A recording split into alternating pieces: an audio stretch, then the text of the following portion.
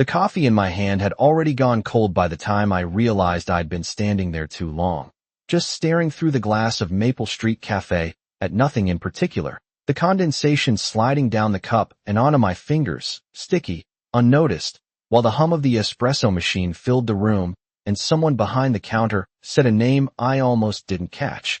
Brooks, reservation confirmed, Silver Care Private Suite, $85,000 a year. And I felt something in my chest tighten in a way I hadn't felt since the morning Margaret didn't wake up in 2018. A sharp, quiet kind of recognition that something was wrong, not loud, not dramatic, just precise, like a detail finally snapping into focus after months of being slightly off. I set the cup down harder than I meant to, the sound too loud for the room. And the young woman behind the register looked up at me for a second longer than was comfortable before turning back to the screen. But I was already moving, already reaching for the door, because the name had landed in my head and refused to leave. Ethan Brooks, my son-in-law, 38 years old, living in my house for 14 months, using my Wi-Fi, eating at my table, and apparently booking something that cost more per year than most people made in 3. Outside, the air was cooler than I expected, just past 8:30, the streetlights already on, and I stood there for a moment, keys in my hand, listening to the faint sound of traffic 2 blocks over, trying to place the sequence of the last few hours in the right order, because it mattered. Details always mattered. That was the first thing I learned in 41 years of investigative work. You don't trust feelings, you trust patterns, and the pattern had started earlier, back at 7:45 p.m., in my own living room, when I was sitting in my chair, the same chair I'd bought in 2006, watching a rerun I'd seen at least 3 times before, not because it was new, but because it was familiar. And familiarity had become important after Margaret was gone. The sound of her not being there louder than anything on the television. And then Ethan walked in without knocking, without saying my name, without even looking at me at first, just crossing the room in 8 steps, reaching down and taking the remote out of my hand like it was his to take, like I was something that could be moved out of the way. I remember the exact weight of the remote leaving my fingers, lighter than it should have felt, and the way the screen went black a second later, the room suddenly quieter than it had been in weeks, and then his voice, flat, almost bored. "Enough of this trash," he said, not loud, not angry, just decided, like he'd already had the conversation in his head and I was late to it. And I looked at him then, really looked, noticed the way his shirt was still tucked in from work, the crease down the front, the watch on his wrist I knew cost at least $2,000 because I'd seen the receipt 6 months ago, and I waited for Laura to say something, anything, because she was standing in the doorway, maybe 5 feet away, her hands wrapped around a dish towel, her eyes moving between us like she was watching a scene she didn't know how to interrupt, but she didn't speak, not then, not when it mattered, and that silence, more than the words, was what settled it for me, not a decision, not yet, but a recognition, the kind that starts small and then refuses to leave. I didn't argue, I didn't raise my voice, I just stood up, slowly, deliberately, set the empty remote on the table where it didn't belong anymore, and walked past him, past her, out the front door. Because sometimes the only way to see something clearly is to step away from it, even if it's your own house, even if you've lived there for 22 years, even if every corner of it still carries the echo of a life that used to make sense. The drive to Maple Street Cafe took 7 minutes, 2 miles exactly.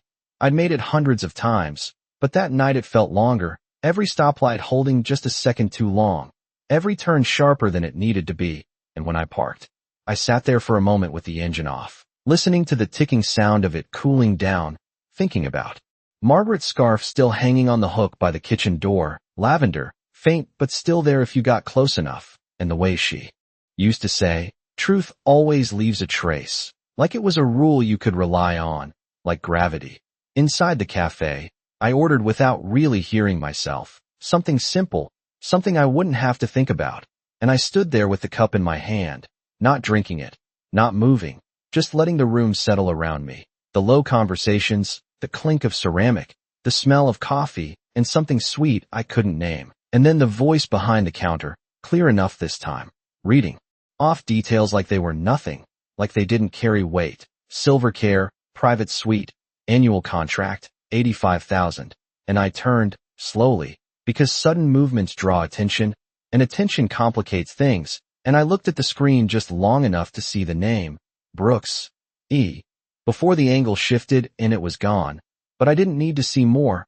I'd seen enough. More than enough to understand that whatever had happened in my living room at 7:45 p.m. wasn't about a television, wasn't about noise or space or routine.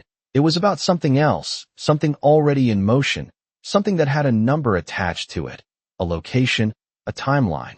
And as I pushed open the cafe door and stepped back into the night, I heard footsteps behind me and a voice, unfamiliar, calling out, "Sir, are you Richard Coleman?" By the time I pulled into my driveway, it was 9:05 p.m., and the house looked exactly the same as it had when I left it less than an hour earlier. Lights on in the kitchen, the porch lamp casting that same soft yellow glow Margaret had insisted on installing back in 2012. Nothing visibly different, nothing obviously wrong. And yet the air felt heavier the moment I stepped out of the car, like something inside had shifted just enough that I would notice it if I paid attention, which I did, always. I stood there for a second with my hand on the car door, listening, because sound carries information people forget to hide, and I could hear Laura's voice from inside, low, uneven, not crying exactly but close enough that it settled somewhere in my chest. And when I opened the front door at 9:07 p.m., the smell of something burnt hit me first, faint but there, like she had left something on the stove too long and forgotten to turn it off, which was not like her, not before the last 14 months at least.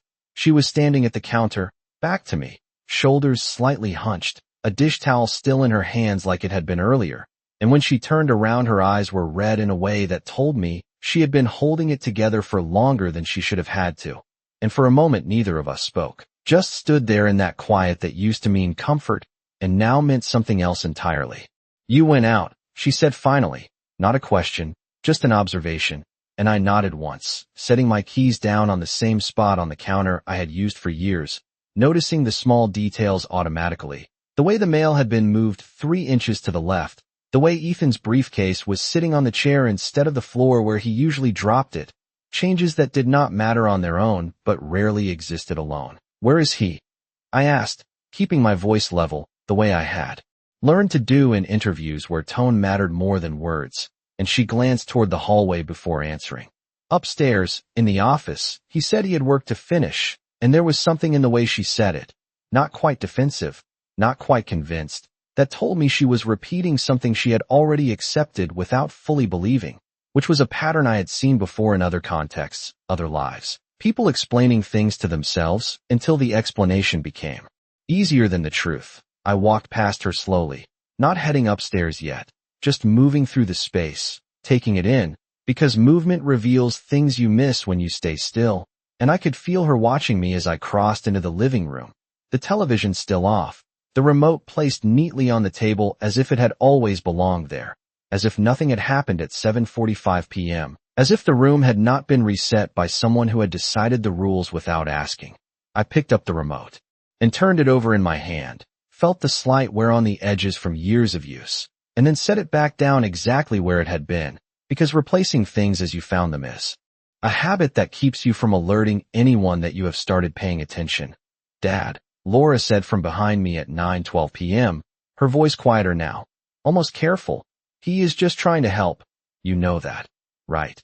And I turned to look at her, really look this time, at the way she held herself, the way her fingers tightened around that dish towel without her noticing. The way her eyes didn't quite meet mine for more than a second, and I understood something then that I had been avoiding for months, that this was not a sudden change, not a single moment that could be isolated and addressed. It was a progression, small steps over 14 months that had led to this exact conversation in this exact kitchen at this exact time.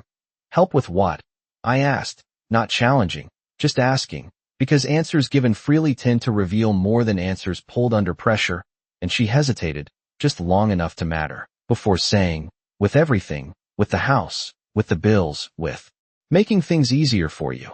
And there it was, the phrasing, the framing, the subtle shift from partnership to management, from family to oversight, and I nodded once, not agreeing, just acknowledging that I had heard her, that I was registering the words and placing them where they belonged. "I am going to go upstairs," I said at 9:18 p.m., keeping my tone neutral. and she stepped slightly to the side as if to let me pass, but not quite out of the way, not blocking me either, just existing in that uncertain middle ground. And for a second, I considered asking her directly, asking her what she knew, what she had been told, what she believed. But questions asked too early can close doors that are still open, and I was not ready to close anything yet. The hallway felt longer than usual as I walked toward the stairs, each step measured, each sound of my foot on the wood floor registering clearly in the quiet. And when I reached the bottom of the staircase, I stopped, just for a second, listening again. And I could hear movement upstairs, a chair shifting, the faint sound of a drawer opening and closing, ordinary sounds. But timing matters, and the timing of those sounds told me he was not just working, he was organizing something, handling something, which aligned too closely with what I had heard at the cafe to ignore. I turned away from the stairs then, not going up, not yet, because confrontation without information is just noise, and I moved instead toward my study, the room Margaret had insisted I keep even after I retired, the room where I kept documents, records, things that mattered. And when I opened the door at 9:40 p.m., the first thing I noticed was the leather-bound folder on my desk, slightly angled, not where I had left it that morning at 8:10 a.m., the brass clasp reflecting the light in a way that caught my eye immediately. And I stood there in the doorway, not touching it, just observing, letting the details settle into place, because Margaret had been right. Truth does leave a trace. It just requires you to notice it. And as I stepped into the room and reached for the folder, my phone vibrated once in my pocket, a single notification. And when I pulled it out and looked at the screen, there was a message from an unknown number, sent at 9:41 p.m., that read, "If you receive this, it means the transfer process has already begun." At 10:15 the next morning, I was already in my car, engine running, parked half a block down from the house instead of in the driveway where I had left it for 22 years, because visibility matters and distance gives you options.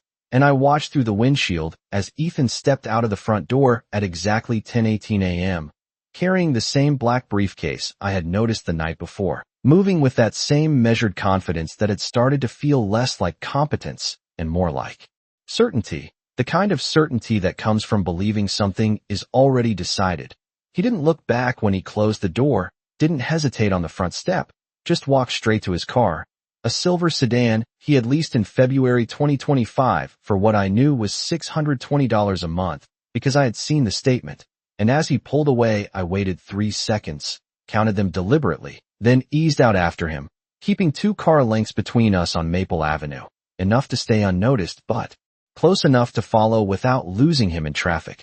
The route he took was not toward his office downtown, not toward any place he had ever mentioned in the 14 months he had been living under my roof. Instead, he turned east after 1.2 miles, then again after another half mile, heading toward a part of town I knew well enough to recognize without needing a sign, a quieter district where buildings were newer, cleaner, designed to look reassuring rather than functional. And when the sign for Silver Care Facility came into view at 10:32 a.m., blue lettering against a white background, I felt that same tightening in my chest I had felt in the cafe, sharper now, more defined, because this was no longer a possibility, it was a location, a destination, a point on a map I could stand in front of. I parked across the street, about 60 feet from the entrance, angled slightly, so I could see the front doors through the gap between 2 trimmed hedges, and I watched as Ethan stepped out of his car at 10:34 a.m., straightened his jacket, and walked inside without pausing, without checking his phone, without the small hesitations people show when they are unsure of what they are about to do.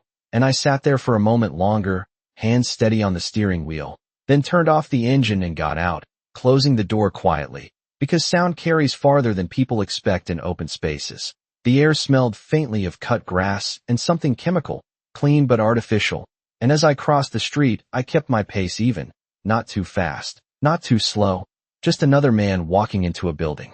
At 10:36 a.m., nothing to draw attention, nothing to remember. Inside, the lobby was brighter than necessary, overhead lights reflecting off polished floors, a reception desk positioned directly in front of the entrance, and a woman in her mid-40s looking up as I approached, her smile automatic, practiced, the kind that stays in place just long enough to feel genuine. "Good morning," she said. "Can I help you?" And I nodded once, not giving my name. Not yet. I am here to ask about private suites, I said, keeping my tone neutral, and she gestured toward a seating area about 12 feet to the right. If you would like to have a seat, someone will be with you shortly.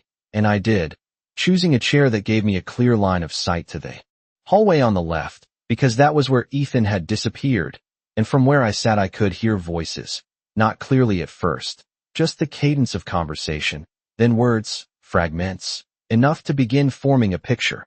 At 10:47 a.m. his voice became distinct, carried down the hallway in that same controlled tone I had heard the night before. Annual rate is fine, $85,000. We can structure it quarterly if needed, he said, and there was another voice with him, male, older, professional, and the family is in agreement, the man asked, and there was a pause, brief but measurable. Yes, Ethan replied. I am handling it. And I felt my hand tighten slightly on the arm of the chair, just enough to notice, not enough to show, because that single sentence contained more information than anything I had heard so far. Not just the cost, not just the arrangement, but the assumption of authority. The claim that he was the one making decisions, the one representing the family, the one in control. I leaned back slightly, adjusting my position as if settling in, but really to bring myself closer to the edge of the sound, because distance matters, and at 10:51 a.m. I caught another piece, clearer this time. We will need documentation for capacity assessment, the older man said, and Ethan answered without hesitation. That will not be an issue, we are already in process. And that word, process, landed heavier than the rest, because processes have steps, timelines, checkpoints, things that can be tracked and, if necessary, interrupted.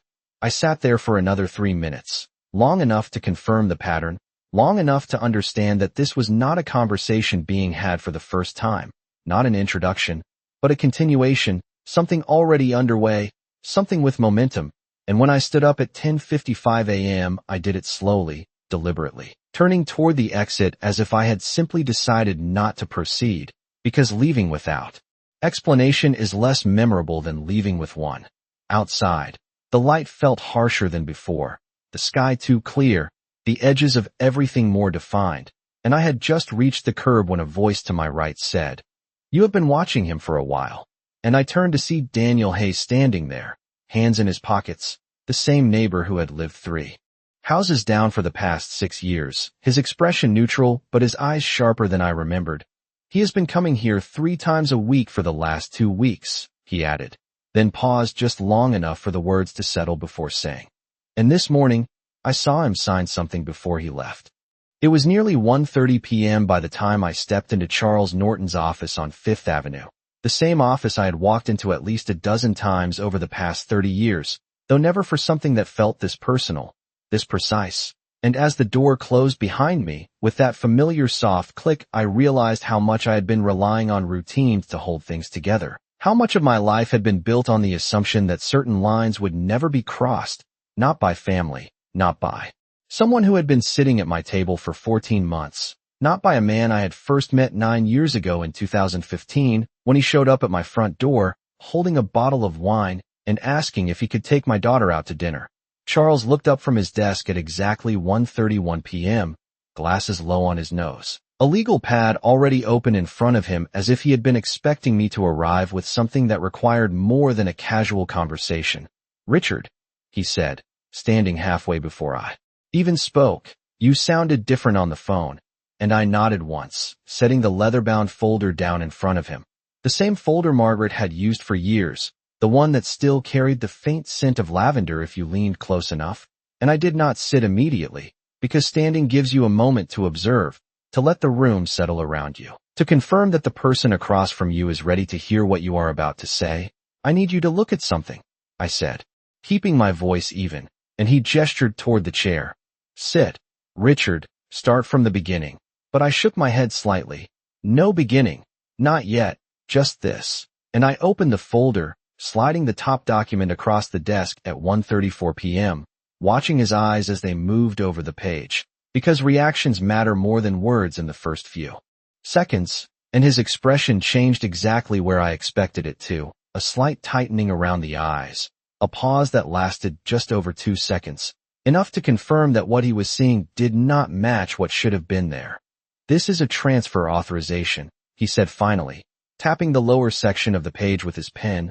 "Property value listed at $312,000, signature line here." And he looked up at me then, directly. "This is supposed to be you." And I nodded.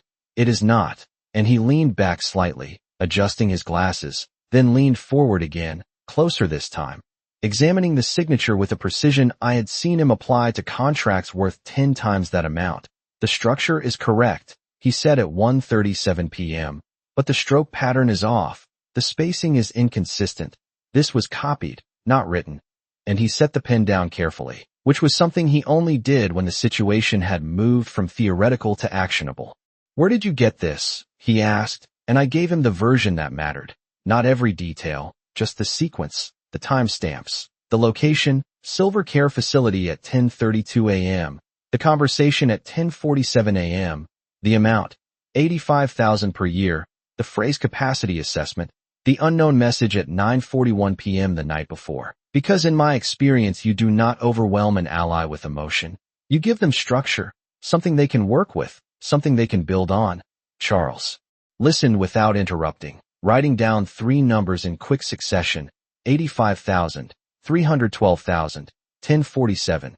Then he flipped the page and pulled another document from the folder, scanning it in less than 15 seconds before placing it beside the first, aligning the edges so they matched perfectly, because alignment reveals discrepancies more clearly than comparison. "This is not new," he said at 1:42 p.m., his voice lower now, more focused. "The formatting on these documents matches a template that was updated about 6 months ago, late 2025, which means this process did not start yesterday. It has been in motion for at least half a year." And I felt something in my chest shift at that. Not surprise, not exactly. More like confirmation of something I had not wanted to name yet. "He lost money," I said, almost to myself. Then more clearly. "March 2024, $186,000 in a crypto investment." I saw the statement. He did not know I saw it. And Charles looked up again, sharper this time. "And you have known him how long?" 9 years, I answered. "Since 2015. And he nodded once, slowly, as if placing a piece into a larger structure. "So he had time to understand your assets, your routines, your vulnerabilities," he said, not as a question, but as a conclusion, and I did not respond immediately, because there was another part of it, something that had been forming since the cafe, since the moment I heard the number 85,000 spoken as if it were routine. "It is not just the money," I said at 1:46 p.m., finally sitting down, because the weight of it required a different posture. "He is not just trying to take the house. He is trying to remove me from the decisions entirely, to establish control, legal control, not temporary, permanent." And Charles exhaled slowly, leaning back in his chair, fingers steepled for a moment, before he reached for the phone on his desk, then stopped, reconsidered, and instead pulled a file from the cabinet behind him labeled with a code I did not recognize, placing it on the desk and opening it to a specific page at 1:49 p.m. "There is something else you need to understand," he said, turning the file toward me, and I leaned forward slightly, reading the header, the date, the reference number, and then the line beneath it that connected everything in a way I had not yet seen. And before I could speak, before I could even fully process it, the office phone rang once, sharp in the quiet, and Charles picked it up on the second ring, listening for 3 seconds before saying, "Yes, put her through," and then handing the receiver to me without another word as a woman's voice on the line said, "Mr. Coleman, this is Melissa Crane, and I need to confirm that you authorized the transfer scheduled for 2 p.m. today."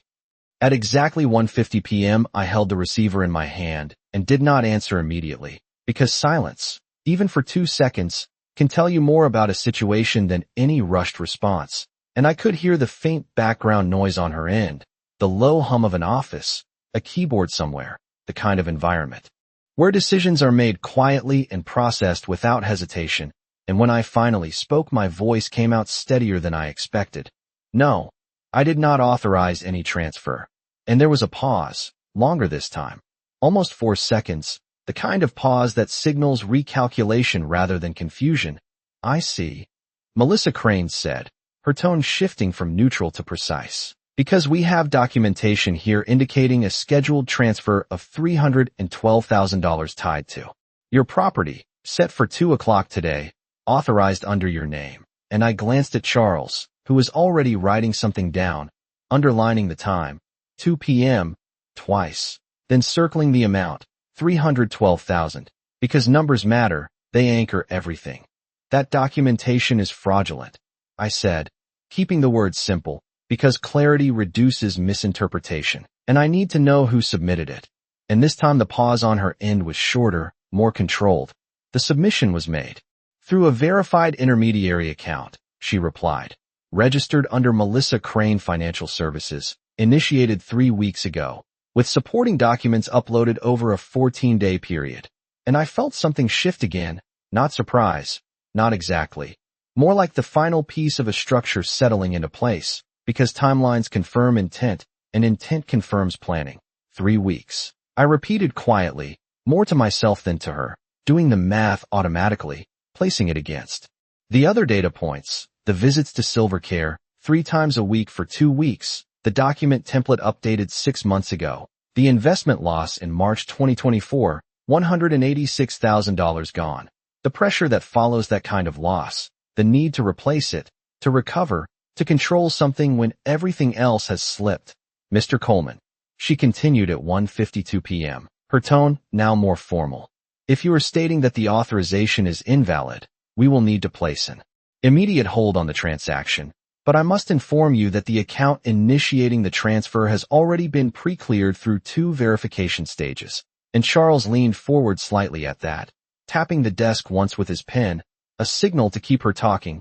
What are those stages? I asked, and she answered without hesitation, identity confirmation and capacity assessment documentation. And there it was again, that phrase, capacity assessment, not abstract anymore, not theoretical, but embedded in the process, part of the mechanism designed to remove me from my own decisions.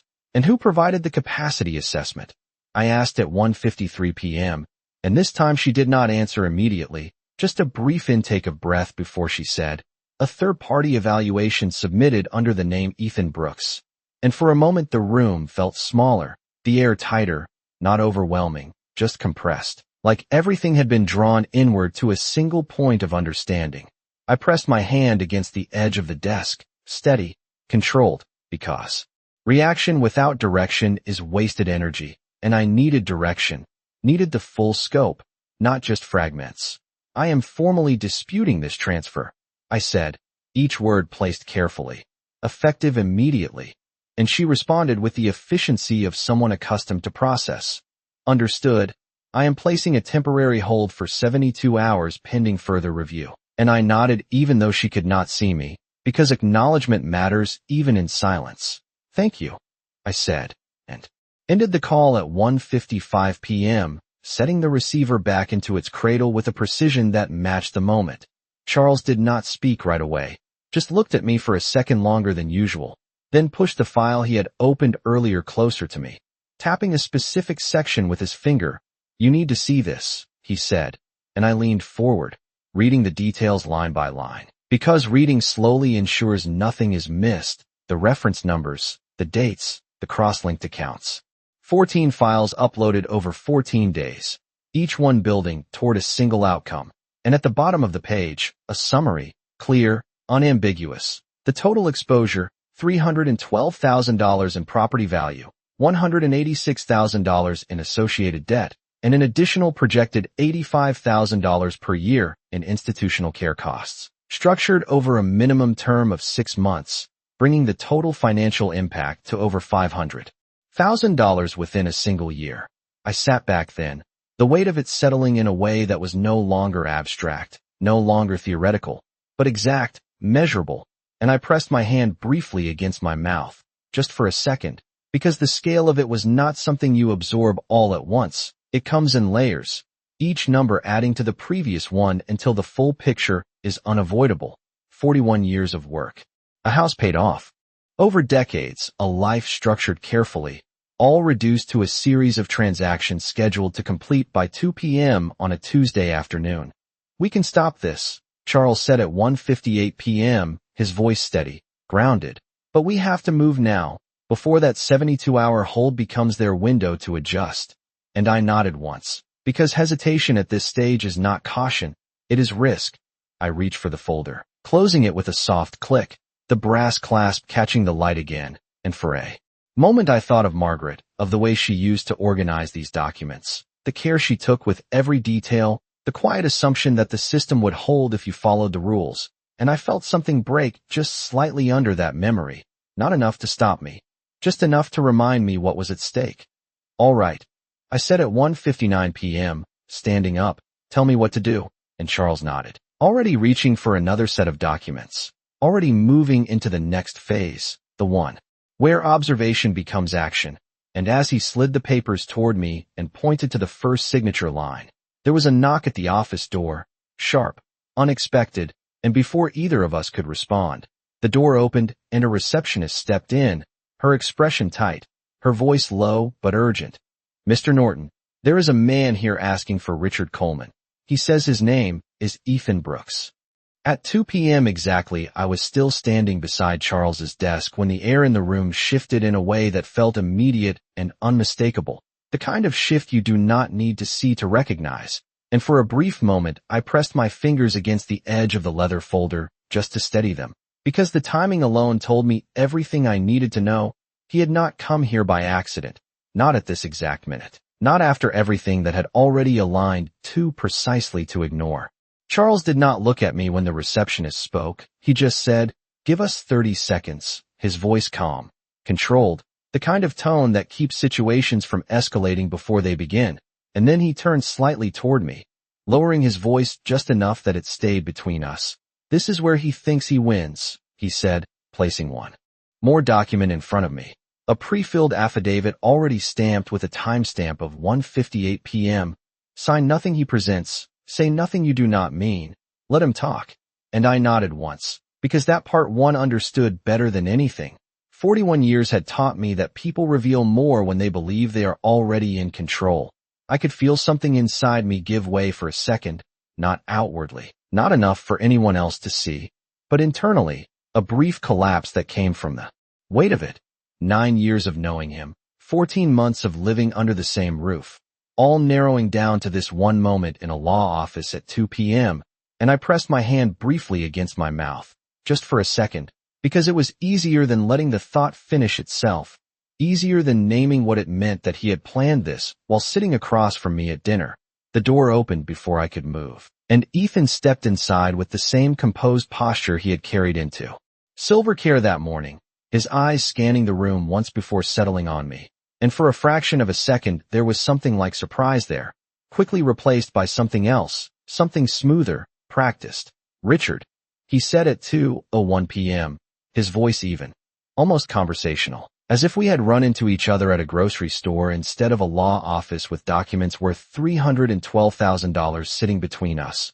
"I was hoping to catch you before things got complicated," and I did not respond immediately, just watched him. The way his right hand tightened slightly around the handle of his briefcase. The way his shoulders stayed relaxed even as his eyes sharpened. Because posture reveals intent long before words do. Charles stood then, stepping slightly to the side, positioning himself between us and the desk without making it obvious. "Mr. Brooks," he said, formal, neutral. "You are here for a reason, I assume." And Ethan nodded once, setting the briefcase down on the table with a controlled motion, opening it at 2:02 p.m., and removing a set of documents I recognized immediately from the formatting alone. Clean lines, structured margins, the same template Charles had identified less than 30 minutes earlier. "I think there has been a misunderstanding," Ethan said, sliding the papers forward, his tone measured, persuasive, the kind that assumes agreement before it is given. "I have been handling some arrangements to make things easier for everyone, especially for you," he added, looking directly at me now. And there was that word again, easier, the same framing Laura had used in the kitchen at 9:12 p.m., repeated, reinforced, embedded. I kept my hands at my sides, not touching the documents, not yet, because engagement signals acceptance, even if only partially, and I was not giving him that. "What arrangements?" I asked at 2:03 p.m., keeping my voice steady, and he did not hesitate. "Long-term care planning," asset protection, ensuring stability. He said, each phrase delivered with the confidence of someone who had rehearsed them, who had said them before in other rooms. To other people, you do not need to worry about the details. I have structured everything legally.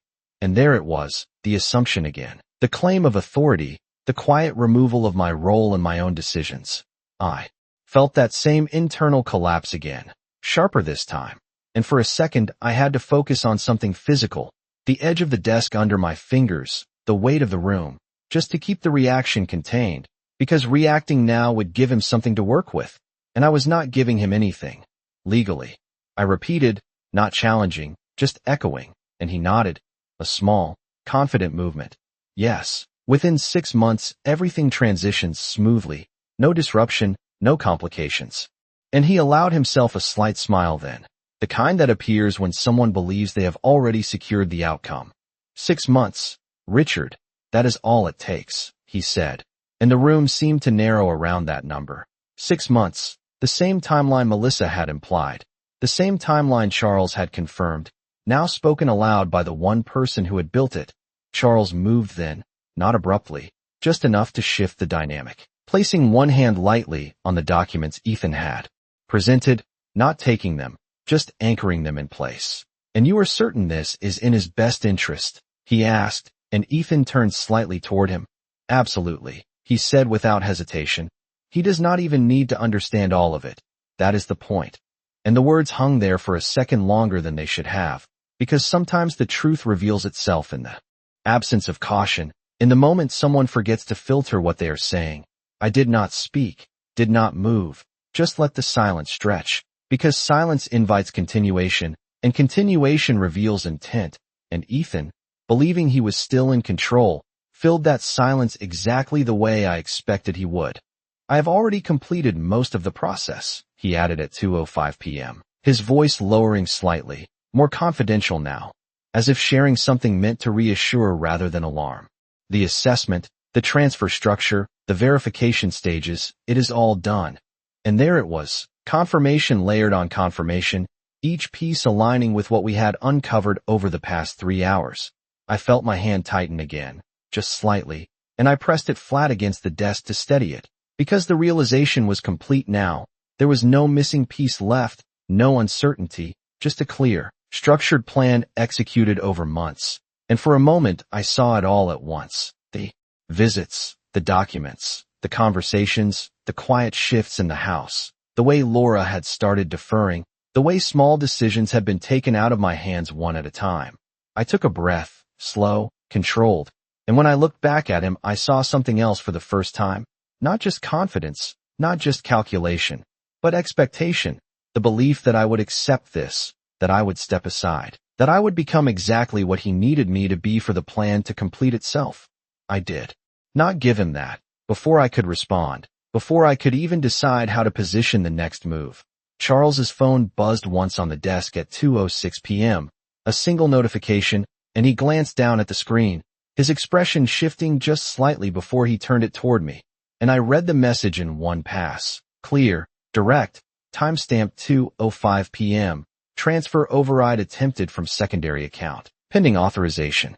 By 2:08 p.m. the air in Charles's office had shifted again, tighter now, more defined, like every second was carrying weight, and I could feel it in the way my hands stayed steady against the desk even as everything else inside me moved faster, because this was no longer about understanding what he had done.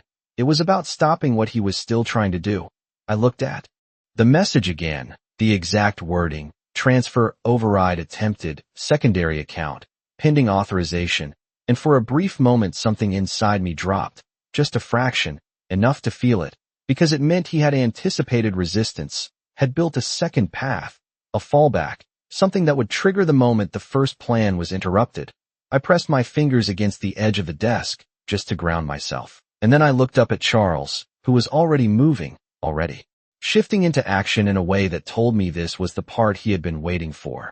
We do not have 72 hours anymore, he said at 2:09 p.m., his voice low but precise. We have minutes, and he reached for another set of documents, flipping through them quickly, pulling out 3 pages and placing them in front of me in a specific order. because order matters when time is limited. This is an emergency injunction, he said, tapping the top page. This blocks any transfer attempt, primary or secondary, but it has to be filed immediately. And I nodded, not hesitating, because hesitation at this point would not protect anything. It would only allow the process to continue. Across the desk, Ethan had not moved much, but his posture had changed slightly. The confidence still there, but now layered with something else, something sharper, more alert, as if he had sensed the shift even without seeing the message. And when he spoke again at 2:10 p.m., his tone had lost some of that earlier ease, replaced by something more direct. "Richard, you are making this more difficult than it needs to be," he said, his eyes fixed on me now. "This is already structured, already verified. There is no reason to complicate it." And I did not respond immediately, because his words were no longer the focus, his timing was. I picked up the pen Charles had placed beside the documents, felt its weight in my hand, heavier than it should have been, and for a second my fingers tightened around it without my permission, because the realization hit fully then, not as an idea but as a fact, that he had been planning this for months while sitting across from me at breakfast, while asking me about the weather, while telling Laura everything was under control, and I had not seen it, not until now. I pressed my hand briefly against my mouth, just for a second, because the weight of that thought needed somewhere to go before I could move past it, and then I lowered it, steady again, focused again, because there was no space for that now. "Sign here," Charles said at 2:11 p.m., his finger marking the exact line, and I did, without hesitation, writing my name clearly, deliberately, the way I had written it for decades, not rushed, not altered, each letter placed exactly where it belonged, because even now, details mattered. As I signed the second page, Ethan stepped closer, just one step, not enough to be aggressive, just enough to shift the space between us. "You think this changes anything?" he said, quieter now, more controlled. "You are already in the system, the evaluation is done, the documentation is complete." And I finished the signature before looking up, because interruption is a tactic, and I was not giving him that either. "The documentation is fraudulent," I said at 2:12 p.m., my voice even, and for the first time his expression changed in a way that was not immediately corrected, a brief tightening around the eyes, a pause that lasted just over a second, enough to confirm that he had not expected that word to be used so directly. Charles took the signed documents immediately, stacking them with a precision that turned them from paper into action. "I am filing this now," he said, already moving toward the door, already shifting into the next phase, and I felt something settle inside me then. Not relief, not yet, but direction, the kind that comes when uncertainty is replaced by movement. Ethan exhaled slowly, then straightened, adjusting his jacket in a small, controlled motion, and when he spoke again at 2:13 p.m. his tone had changed completely. No longer persuasive, no longer explanatory, just direct. "You do not understand what you are interfering with," he said, and I met his gaze without responding, because understanding was no longer the question. Charles reached the door, opened it, and spoke briefly to someone in the hallway, his voice low, controlled, then stepped out, the door closing behind him with that same soft click as before, leaving the two of us in the room with the documents no longer between us. The silence that followed was different now, not empty, not uncertain, but full, structured, carrying everything that had been said and everything that had not. And for a moment neither of us moved, just stood there, measuring the space, the distance, the outcome that was still unfolding. I could hear the faint sound of movement outside the office, footsteps, a phone ringing somewhere down the hall, ordinary sounds continuing as if nothing had changed, and that contrast made everything inside the room feel sharper, more defined. I picked up the leather folder, closing it with a quiet click, and as I did, Ethan's phone vibrated once in his pocket at 2:14 p.m., a single notification that he pulled out almost immediately, glancing at the screen before his expression shifted again, more noticeably this time. And he turned the phone slightly, just enough that I could see the message reflected in the glass of the framed certificate behind him, clear enough to read in reverse. "Override request denied. Account flagged for investigation." At 2:15 p.m. the room felt smaller than it had just a minute earlier, like the walls had moved in by an inch, not enough to notice immediately, but enough to change the space between us. And I watched Ethan lower his phone slowly, his thumb hovering over the screen for a second longer than necessary. The message still reflected faintly in the glass behind him. Override denied, account flagged. And for the first time since he walked into that office at 2:01 p.m., the certainty in his posture fractured just slightly. He recovered quickly, adjusting his grip on the phone, sliding it back into his pocket with a controlled motion. But the timing had already told me what I needed to know. He had not expected resistance to reach this level this fast, not within minutes, not while he was still in the room. You should not have done that, he said at 2:16 p.m., his voice lower now, stripped of the earlier smoothness. Something harder underneath, not louder, just more direct, and I stood where I was, the leather folder still in my hand, the weight of it grounding, because objects matter when everything else shifts. I did not answer him immediately, just looked at him, the same way I had looked at people across interview tables for decades, letting the silence extend just enough that he would feel the need to fill it, because people rarely tolerate silence when they believe they are losing control. This was structured properly, he continued, stepping slightly to the side, creating a different angle between us. You were not going to lose anything. Everything would have been managed. And I noticed the change in language, from control to management, from certainty to explanation, subtle, but precise, the kind of shift that signals adjustment rather than confidence. I set the folder down on the desk at 2:17 p.m., deliberately, aligning it with the edge the way Margaret used to, because alignment steadies the mind. And I spoke for the first time since the message. You filed a capacity assessment under my name, I said, not asking, not accusing, just stating, and his eyes moved slightly, just for a fraction of a second, enough to confirm. It is part of the process, he replied, and I nodded once, because that was the answer he had prepared, the one he believed would hold under pressure. You scheduled a transfer of $312,000 at 2 o'clock today, I continued, and he did not interrupt, did not deny, just watched me, waiting for the angle, the question he could redirect, and when it did not come, when I simply let the statement sit there, he exhaled slowly, shifting his weight from one foot to the other. You are focusing on the wrong part, he said at 2:18 p.m. This is about long-term stability, about making sure things are handled before they become a problem. And there it was again, the framing, the repositioning of intent, the attempt to redefine the narrative in a way that placed him in the role of solution rather than source.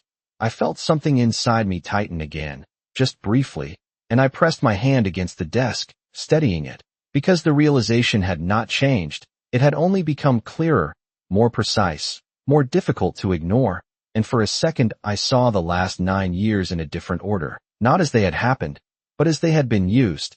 Each conversation, each small decision, each moment of trust forming a structure I had not recognized until now.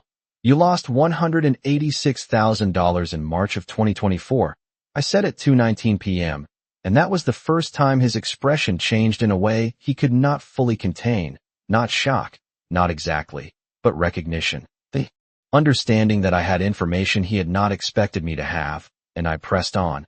Because momentum matters in moments like this. You needed to recover it, quickly, and this was the plan. And he opened his mouth to respond, then stopped, recalculating, because denial would not hold against numbers, not specific ones, not tied to dates. You do not understand the pressure I was under, he said finally, and the words came out sharper than the ones before, less controlled, more immediate. And I did not move, did not soften, because understanding was no longer the point. No, I said quietly. I understand exactly what you were trying to do. And the room went still again, the kind of stillness that comes after a shift, not before it. He stepped closer then, just one step, enough to close the distance by a foot, and his voice dropped further, almost confidential. You think this ends here, he said at 2:20 p.m. It does not. The system is already engaged. This does not reverse. Because of one filing.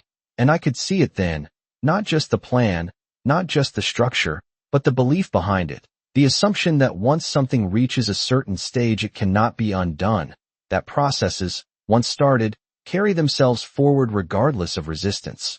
I held his gaze, not responding immediately, because there was nothing in what he said that I had not already accounted for, and as I did, I heard movement outside the office again, faster this time, more purposeful. Footsteps approaching, voices low but urgent, and then a knock at the door at 2:21 p.m., sharp, deliberate, followed by it opening before either of us could respond, and a man in a dark suit stepped inside, holding a folder in one hand, his eyes moving from me to Ethan and then to the desk, and he spoke without hesitation. "Mr. Brooks, I am with the Financial Compliance Division, and we need to discuss the account flagged at 2:14 p.m. By 2:22 p.m. the room no longer felt like a private space. It had shifted into something official, something structured, the kind of environment where outcomes are no longer shaped by conversation, but by procedure, and I stood there with the leather folder resting under my hand as the man in the dark suit stepped fully inside, closing the door behind him. With a quiet precision that matched everything else about him, his posture straight, his tone controlled, the kind of presence that does not need to raise its voice to change the dynamic of a room. "Mr. Brooks," he repeated, holding up the folder slightly as if to anchor the moment in something physical. "We have an active flag on an account connected to a transfer request of $312,000, initiated at 2 p.m. and overridden at 2:05 p.m., and I watched Ethan closely. Because reactions at this stage are rarely about what is said, they are about what cannot be hidden, and for a fraction of a second his shoulders tightened, just slightly, before settling back into that practiced control. "There must be a misunderstanding," Ethan said at 2:23 p.m., his voice returning to that measured tone he had used earlier, but now it carried something else, something thinner, less certain. Everything was authorized, properly documented, and the man in the suit nodded once. Not agreeing, just acknowledging the statement. The way someone does when they are collecting information rather than responding to it. "That is what we are here to clarify," he said, stepping closer to the desk, placing the folder down beside the documents Charles had left behind, aligning it carefully, because alignment is not just habit in environments like this, it is intention. It signals control, order, process. I felt something inside me shift again, not collapse this time, but a kind of release, a loosening of the tension that had been building since 7:45 p.m. the night before, because the situation had moved beyond what I could manage alone, beyond what Ethan could manipulate quietly. It had entered a system larger than both of us. Still, the weight of it did not disappear. It settled differently, heavier in some ways, clearer in others. I pressed my hand briefly against my mouth, just for a second, because the realization came with it, not just of what he had done, but of how close it had come to completing itself, how a series of small, controlled steps over 11 months had nearly resulted in a transfer that would have been irreversible by the time I noticed. "We will need to review all associated documentation," the man continued at 2:24 p.m., opening the folder, flipping through the pages with practiced efficiency, including the capacity assessment.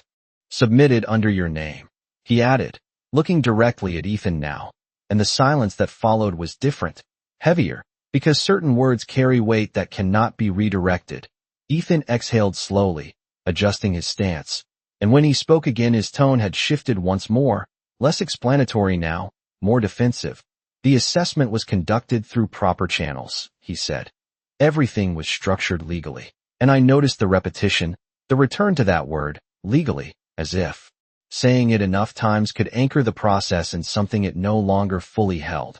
"We will verify that," the man replied at 2:25 p.m., his voice unchanged, steady, and he reached into the folder, pulling out a single sheet, holding it up just enough to read.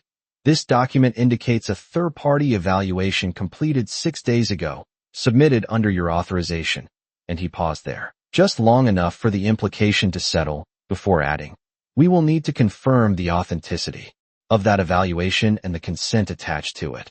And I saw it then, clearly, the point where the structure began to unravel, not dramatically, not all at once, but precisely at the exact place where verification meets reality. I stepped back slightly, just enough to create space, because my role in this moment had shifted as well, from participant to observer, from target to witness, and I let that settle. Because stepping out at the right time can be as important as stepping in. The man continued reviewing the documents, his movements methodical, each page turned with the same measured pace, each detail noted without commentary. and the room filled with the quiet sound of paper, the kind that carries more weight than conversation when decisions are being formed. Ethan remained where he was, his posture still controlled but now more rigid, the small adjustments he had been making earlier gone, replaced by stillness. The kind that comes when options begin to narrow. I watched him for a moment, not with anger, not with anything that would show on the surface, just with the clarity that comes when something has been fully revealed. And for a second I thought of Margaret again, of the way she used to say that truth does not need to be forced, it just needs to be allowed to surface, and I understood what she meant in a way I had not before. At 2:27 p.m. The man closed the folder, placing his hand flat on top of it, anchoring it in place, and looked directly at Ethan. At this point, the account is frozen pending full review, he said. No further transactions can be processed, primary or secondary. And Ethan did not respond immediately, just stood there, the silence stretching just long enough to confirm that the process had moved beyond his control. I turned slightly toward the desk, resting my hand on the leather folder again, feeling the familiar texture under my fingers, grounding, steady, and for the first time since the night before, I allowed myself a breath that was not measured, not controlled, just natural. The man in the suit reached into his jacket then, pulling out a smaller document, placing it on the desk at 2:28 p.m., sliding it forward with a deliberate motion, and as it came to rest beside the others, I saw the header clearly, the seal, the reference number, and before either of us could speak, he said, "This is a formal notice of investigation regarding financial misrepresentation involving the account ending in 4827. 2 weeks later, at 7 p.m., I was sitting in the same living room where everything had started, the same chair, the same position, the television on but muted, not because I was watching it, but because I needed the room to feel occupied again, to feel like something had returned to its place, and the house itself felt different in a way that was difficult to describe but easy to recognize. Quieter, yes, but not empty. More like a structure that had been reset, cleared of something that did not belong there. The leather folder rested on the table beside me, closed, the brass clasp catching the light from the lamp Margaret had chosen in 2011, and I reached out once, just to touch it, not opening it, not needing to, because everything it had held was no longer uncertain, no longer hidden behind documents and timing and careful language. At 7:12 p.m. Laura walked into the room, slower than usual, her steps measured, and for a moment she stood there without speaking, just looking at me, in a way that carried more weight than anything she could have said, and I turned my head slightly to meet her gaze, not forcing the moment, not rushing it, because some things need space to form properly. "I did not know," she said finally, her voice quiet but clear, and I watched the way her hands moved slightly at her sides, uncertain, as if she did not know where to place them, and I nodded once, not immediately responding, because I had spent enough time in the past few days reviewing what had happened, the timelines, the documents, the statements, the way everything had aligned, and I understood something now that I had not allowed myself to fully accept before, that knowledge and responsibility do not always arrive at the same time. "I believe you," I said at 7:13 p.m., and she exhaled in a way that sounded like she had been holding her breath for longer than she realized, stepping closer by a few feet, stopping just short of the table, and for a second neither of us moved, just stood there in that space that used to feel natural and now needed to be rebuilt, piece by piece. "They came to the house yesterday," she said, her voice steadier now. "They took his laptop, his files, everything." And I nodded again, because I had already been informed. The timeline had continued moving even after I left Charles's office. The investigation formalized at 2:28 p.m., the account frozen, the documentation secured, each step following the next with the same precision that had defined the plan itself. Only now the direction had changed. I leaned back slightly in the chair, the fabric familiar under my hands, grounding, and for a moment I allowed myself to look around the room, to take in the details I had overlooked for months, the placement of objects, the absence of others, the small changes that had accumulated without my fully acknowledging them. And I understood now how easily control can shift when it is introduced gradually, how decisions can be redirected without confrontation, How a structure can be altered one piece at a time until the original design is no longer recognizable. It is over, I said at 7:15 p.m., not as a statement of victory, but as a recognition of process, and she nodded, her eyes moving briefly to the folder on the table before returning to me. They said the amount was $312,000, she added, and I did not correct her, because the number was correct, but it was not the full picture, not anymore. I felt something move inside me then, not sharp, not overwhelming, just a quiet release, the kind that comes when a tension you have been carrying without noticing is finally set down, and I pressed my hand briefly against the arm of the chair, just to feel something solid, something that had not changed. There is more to it than that, I said at 7:16 p.m., and she looked at me, waiting, and I could see the question forming before it was spoken, but I did not answer. Immediately, because some information carries weight that changes the moment it is spoken aloud. Instead, I reached for the folder, opening it slowly, the familiar scent of lavender still faint but present, and I turned to the final section, the one Charles had added that afternoon at 3:10 p.m., the summary that brought everything together, not just the property, not just the attempted transfer, but the full scope of what had been set in motion. Laura stepped closer, just enough to see the page, her eyes moving over the numbers, the dates, the structure, and I watched her expression change as the details settled, the realization forming in real time. It was not just the house, I said quietly, and she looked up at me, confusion and understanding intersecting in that moment. And before I could continue, before I could explain what Charles had uncovered in the final review, my phone rang at 7:17 p.m., the screen lighting up with his name, and I answered without hesitation, bringing it to my ear as his voice came through, steady, precise, carrying the same clarity it had held all afternoon. Richard, we just confirmed the final numbers. The total exposure was $523,000, and there is a second property listed under your name that you did not know about.